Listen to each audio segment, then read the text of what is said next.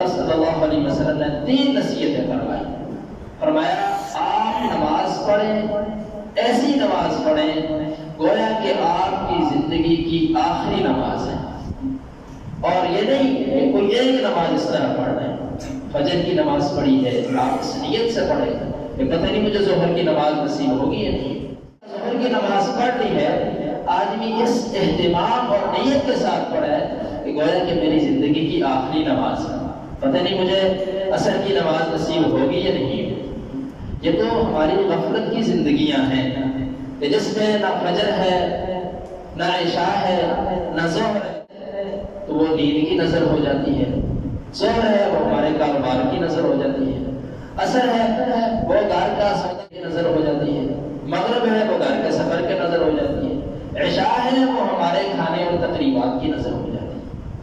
تو رسول اللہ صلی اللہ علیہ وسلم کے اس فرمان پر آدمی غور کرے. فرمایا آپ نماز پڑھیں، زندگی کی آخری نماز سمجھ کر ہر نماز کو پڑھیں.